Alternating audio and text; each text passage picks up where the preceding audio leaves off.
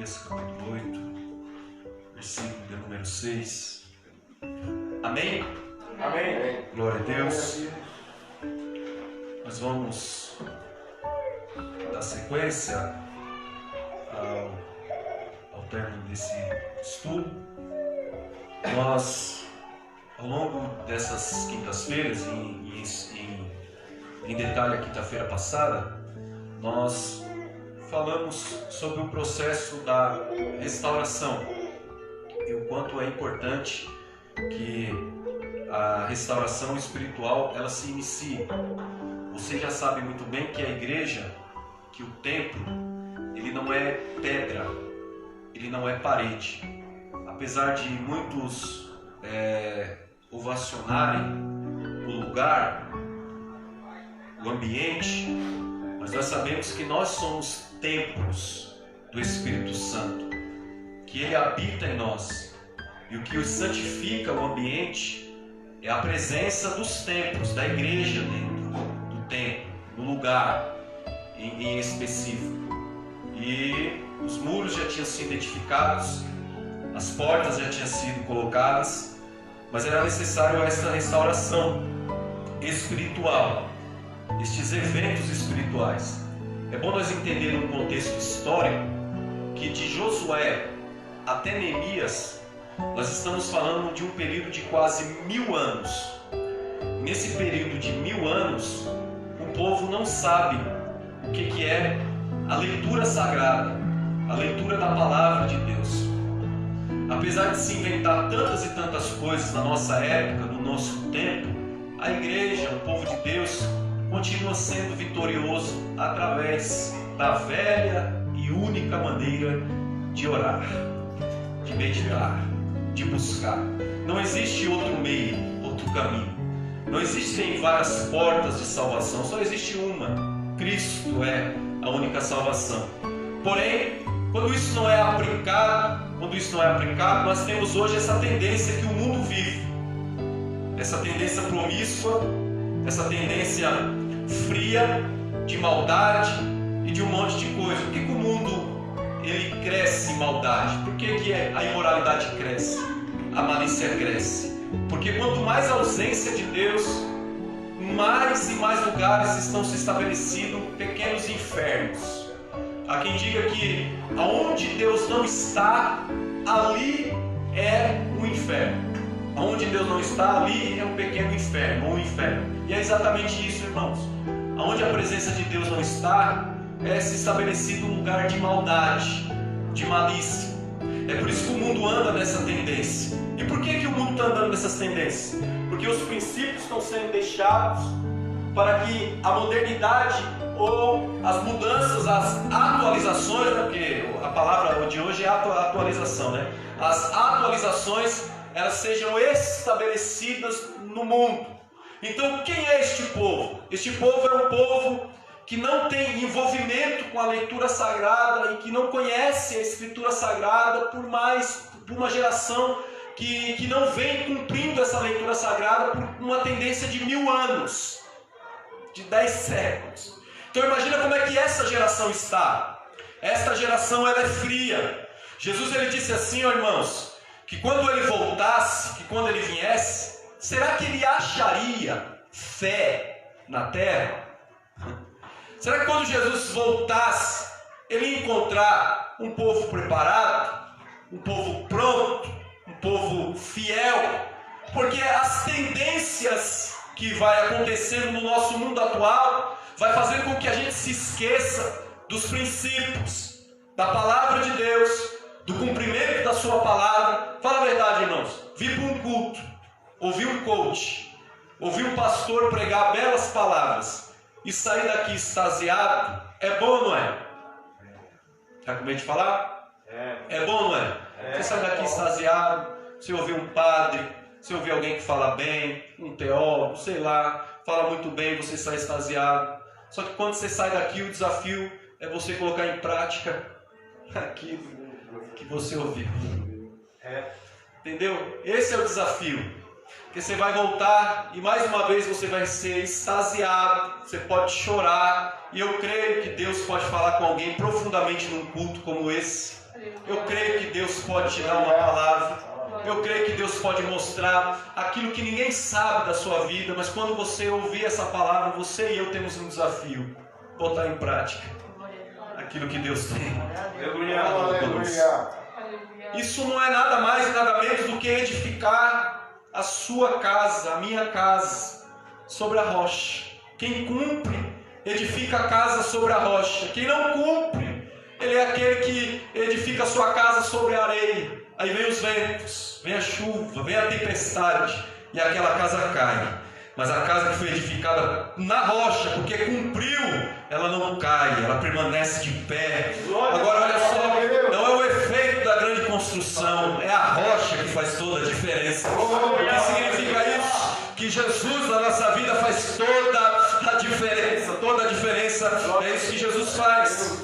Glória a Deus. E aqui nós temos a renovação desses compromissos pactuais. Nós temos a renovação e a reforma deste povo.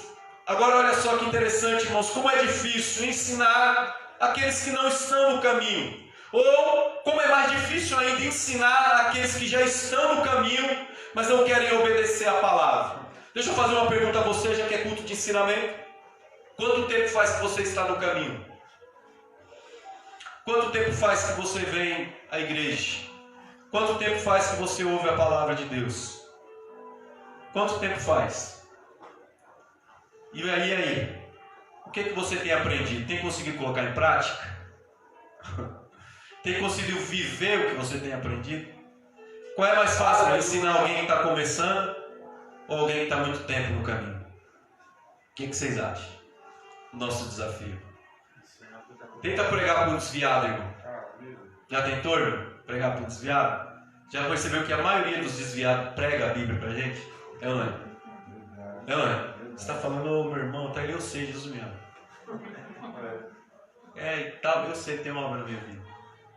Não sei o que, aí você vai se injuriando, né? Que a paciência você vai perdendo a paciência e tal. Aí ele está pregando, daqui a pouco você fala, então, e aí? Vai ou não vai, cara? Entendeu? Que é difícil. Agora quem está começando, irmãos? Quem está começando aqui? Tem pessoas aqui que estão começando. Glória a Deus. Como é gostoso ensinar essas pessoas que estão começando. Se bem que as pessoas também têm o perigo de começar errado, né? Tem um perigo de começar errado. Tem gente que começa errado e está muito tempo na igreja fazendo errado. Como é difícil colocar essas pessoas no trilho. Nessa noite, eu gostaria que o nosso desejo aqui nesse lugar fosse de seguir trilhos certos através do Espírito Santo. Glória a Deus. Que nós aceitássemos ser repreendidos por Ele, para que Ele nos mostrasse o caminho. Então nós atentando aqui, irmãos, para esse texto, percebam que após a edificação, versículo 1, vai dizer assim, ó: e todo o povo se ajuntou como um só homem na praça, diante da porta das águas, e disseram a Esdras, o escriba, que trouxesse o livro da lei de Moisés, que o Senhor tinha prescrito a Israel. Aí, versículo 2 diz assim: Esdras, sacerdote, trouxe a lei perante a congregação, tanto de homens como de mulheres, e de todos que eram capazes de entender e que ouviam, e eram o primeiro dia do 7º mês. Vamos abrir a Bíblia? Abra sua Bíblia em Apocalipse. Vamos lá em Apocalipse. As igrejas da Ásia. Vamos lá? Alguém sabe onde está? Apocalipse. Apocalipse capítulo 2 em diante. Vamos lá. Tem na Bíblia. Apocalipse, né? 2.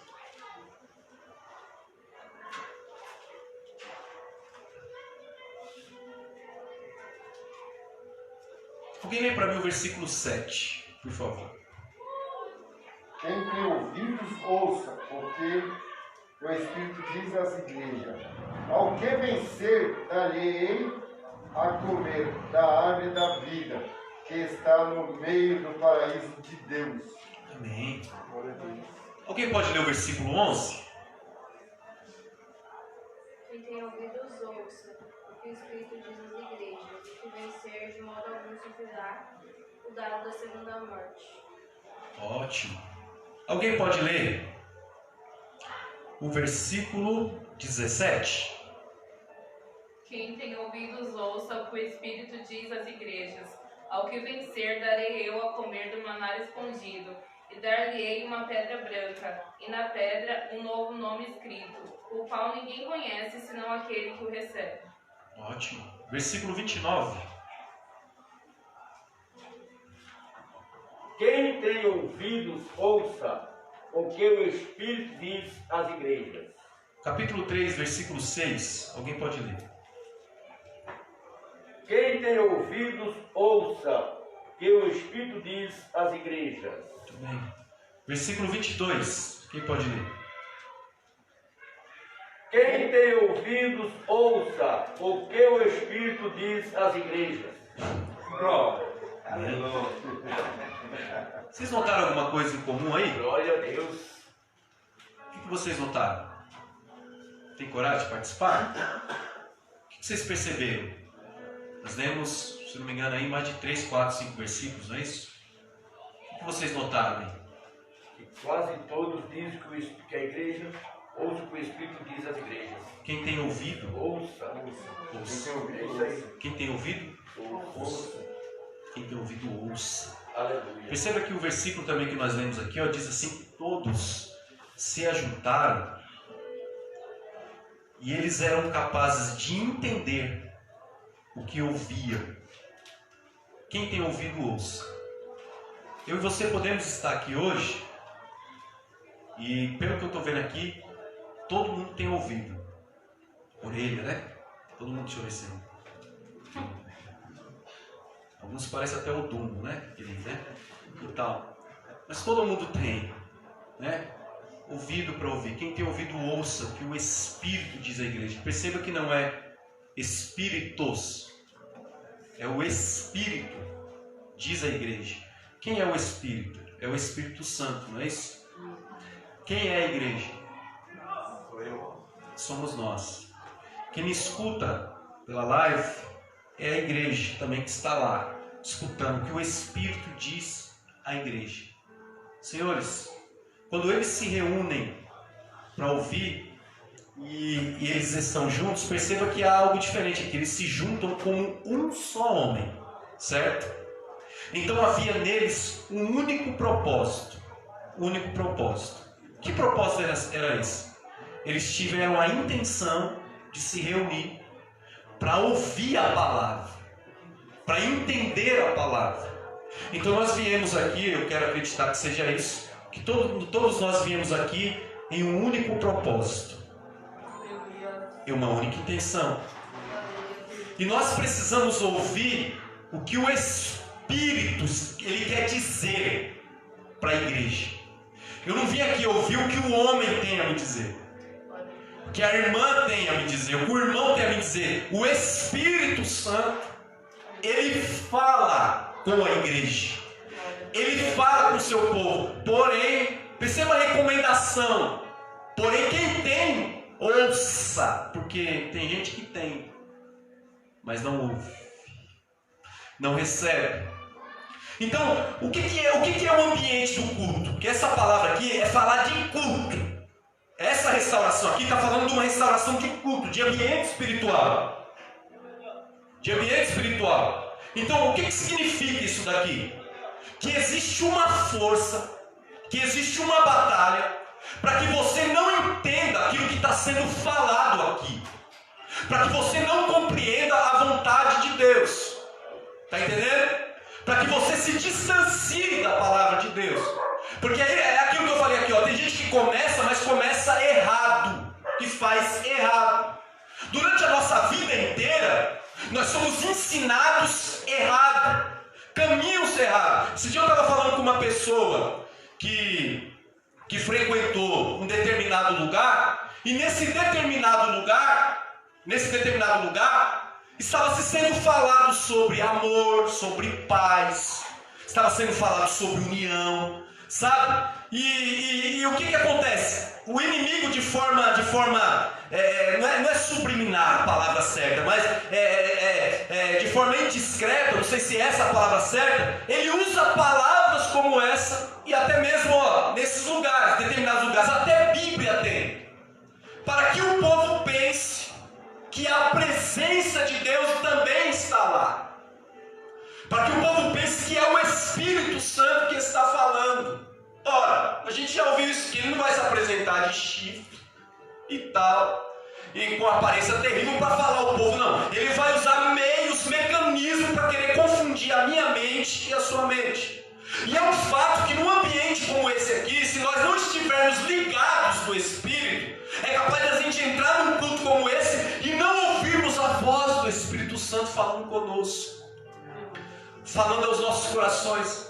É por isso que culto exige da gente sensibilidade. É quinta-feira, está todo mundo cansado, está todo mundo exausto por causa do trabalho, dos problemas, da preocupação. Mas nesse ambiente espiritual, que é a presença de Deus, nós precisamos estar ligados, atentos, porque é o Espírito Santo que vai falar. Perceba que ele se junta como um só homem, ou seja, havia o mesmo propósito. E eu falei disso na quinta-feira passada. A coisa mais difícil que tem é reunir os irmãos no mesmo propósito, no mesmo. Nós não vamos muito longe. Tem gente que está aqui, mas o seu propósito não é o certo. Tem gente que está me ouvindo na live, mas o seu propósito não é o certo. Pastor, como é que eu faço para ter um propósito certo? Se liga em Deus. Glória a Deus. Se liga na presença de Deus. Porque se nós não ficarmos ligados, o Espírito Santo, ele não vai falar aos nossos corações, porque nós não vamos ouvir a sua voz. Nós não vamos entender. Então há uma recomendação para a igreja: aquele que tem ouvido, ouça. Glória a Deus. Ouça.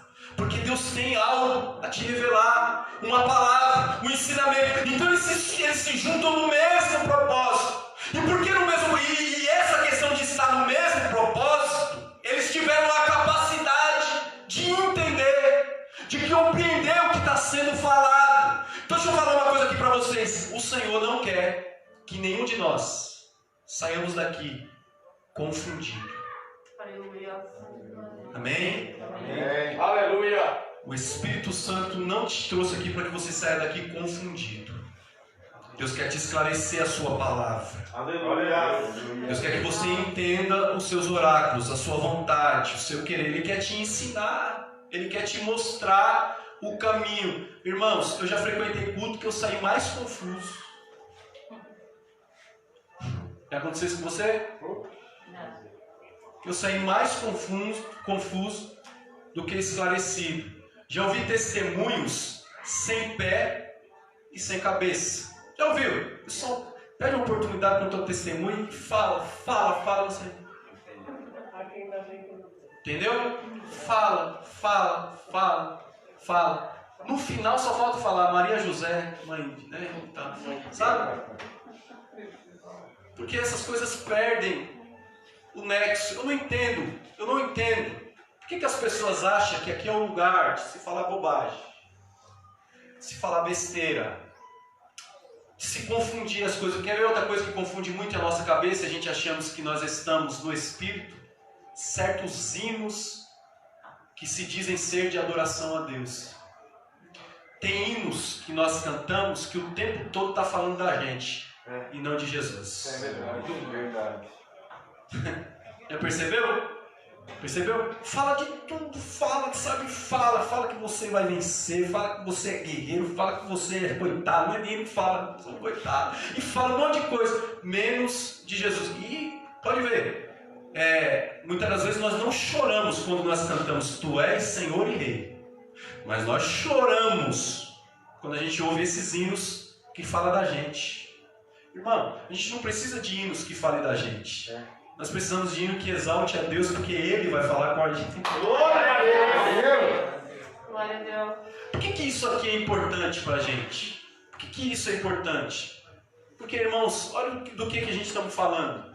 Nós estamos falando de um Deus que estabeleceu para o seu povo princípios. Eu não presto qualquer tipo de culto a Deus. E eu falei isso para vocês. E Deus também olha o meu posicionamento na presença dele. Ele olha o meu posicionamento.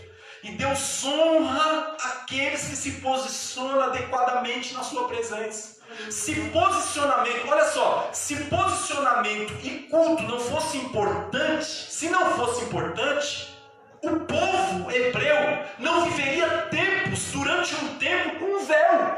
Havia um véu no templo. Havia um véu. O que era esse véu? Era um véu, uma grande cortina gigante, Maurício, que eles não tinham acesso ao Santo dos Santos.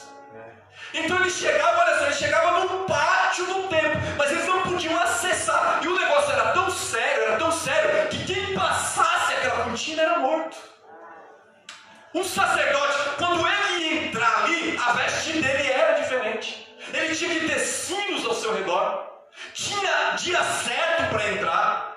Havia uma recomendação, só para vocês terem uma ideia, a gente ouve essas palavras sendo pregadas, dizendo, e o fogo arderá sobre o altar e não se apagará.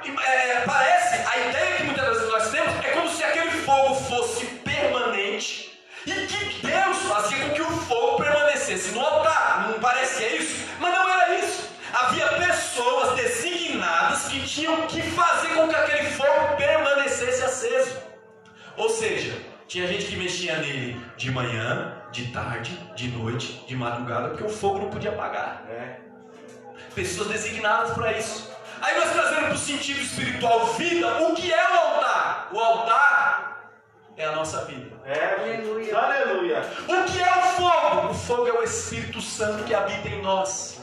E como eu mantenho a chama, o fogo do Espírito aceso em mim? Porque agora já não é mais o sacerdote, como naquela época, que mantém o fogo aceso sobre o altar. Eu e você somos sacerdote. No livro de Hebreus diz isso.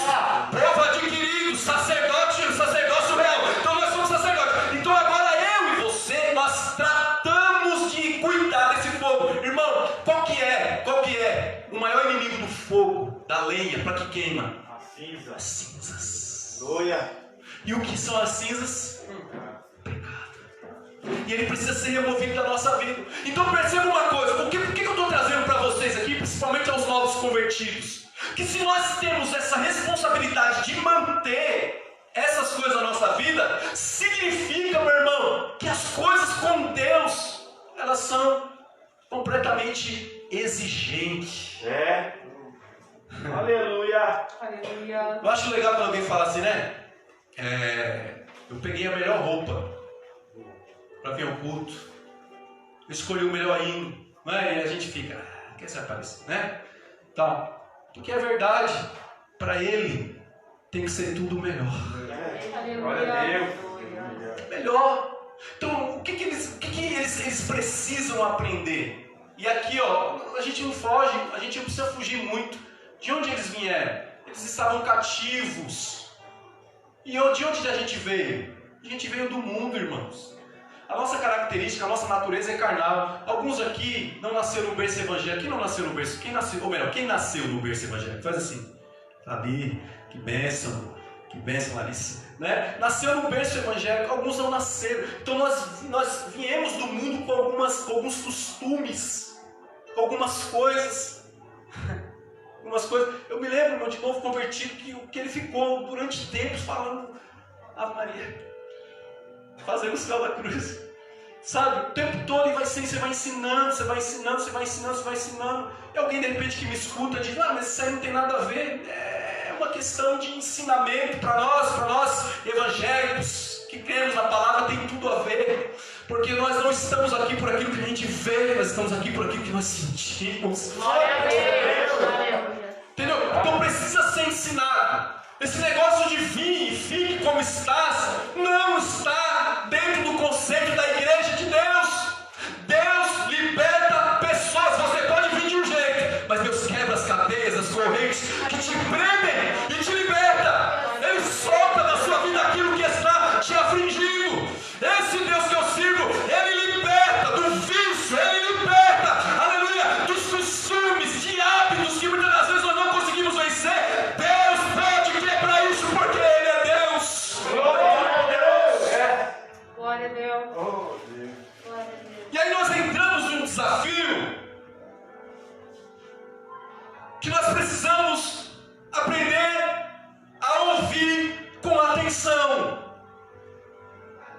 Você precisa escutar com atenção aquilo que está sendo falado, principalmente da palavra, principalmente no ambiente quando você está na presença de Deus. Precisa haver atenção nessa geração que onde você está conversando com as pessoas, não é? Você está conversando com as pessoas estão mexendo no celular.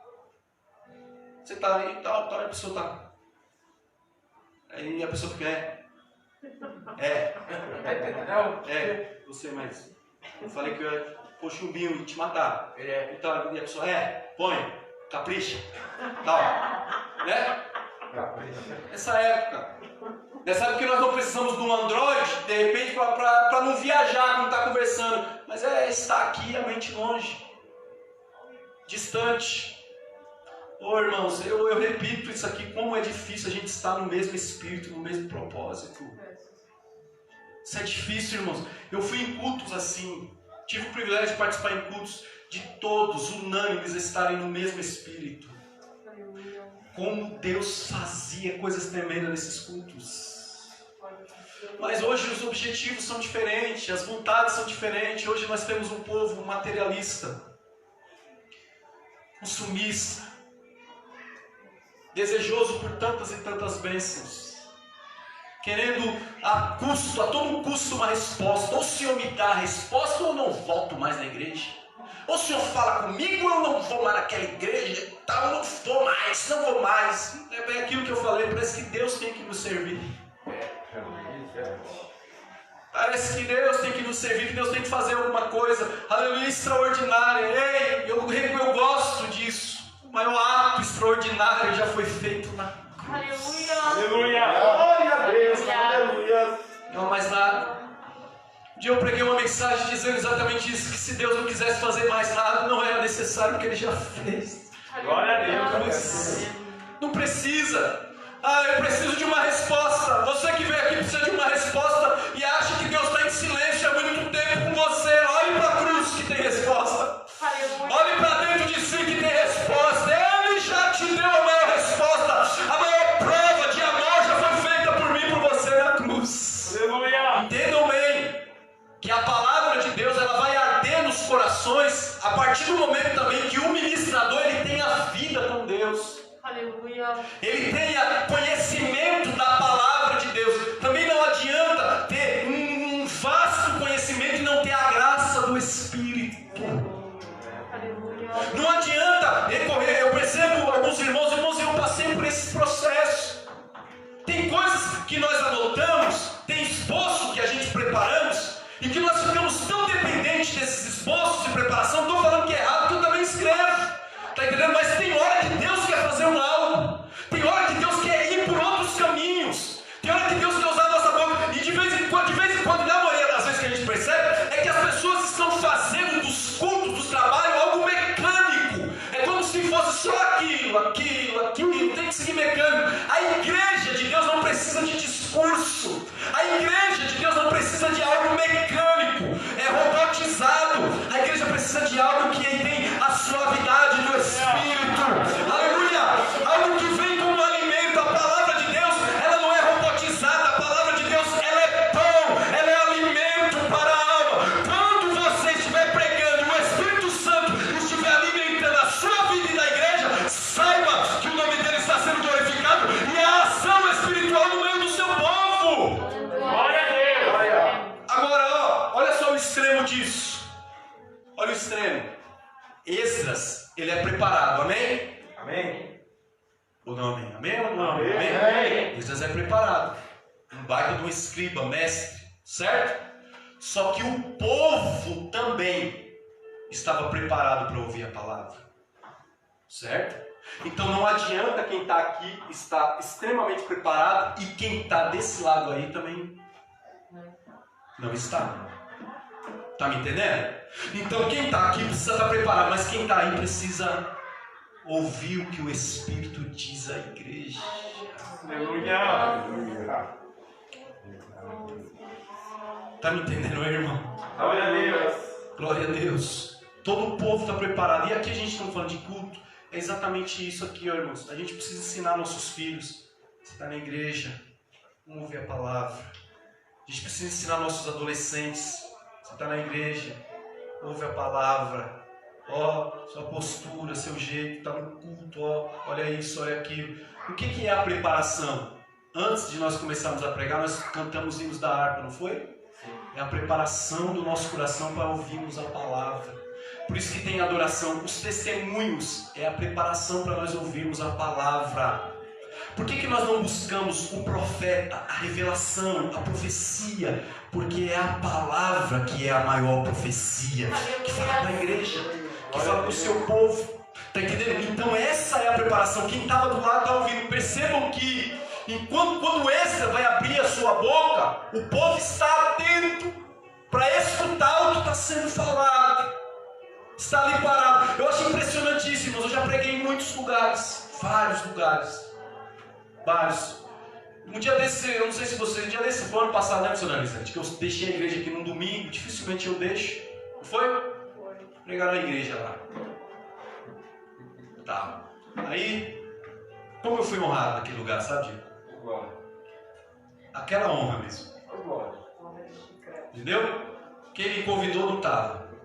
Ele começa aí. Assim, mas vamos lá. Para pregar, vamos pregar. Levei a Jaqueline para sofrer comigo, né?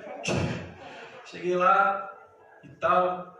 O pastor e a pastora tinham saído, eu acho que levou as ovelhas tudo. Entendeu? Deixou os irmãos lá. Amém. Só que é beleza, irmão. Eu já vi de tudo, mas naquele dia ali eu falei, cara, não tem como, não tem condições de eu ministrar nesse lugar. Tá. Quem tinha oportunidade, já não tem muita gente. E aí, se já não tem muita gente, os que estão também Não estão? Eu não. Eu quero dizer algo a vocês aqui. Eu tenho 32 anos. Quem trabalha comigo sabe. Irmãos, eu não consigo ficar fingindo coisa. Pra mim é assim, ó. Se não tá dando certo, a gente fecha e vai pra casa. É assim, curto e grosso. Vocês não vieram cultuar? Esse é o meu pensamento. Vocês não vieram cultuar? Vão pra casa. A gente não precisa ficar forçando aqui. Aleluia. A gente não precisa de teatro, porque Deus não suporta essas coisas. Glória a Deus. Não suporta. Mas aí, eu não sou pastor da igreja, então o que eu vou fazer? Eu fui convidado, tô lá. Aí fiquei observando umas coisas, que não tem como se não observar. Quando eu assumi a tribuna para pegar o púlpito aqui, irmão, fui pro púlpito, peguei o microfone, uma irmã, água chiclete.